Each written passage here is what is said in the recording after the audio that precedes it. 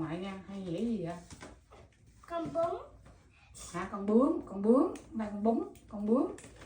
Nó có bé nói đó. Rồi. Nè,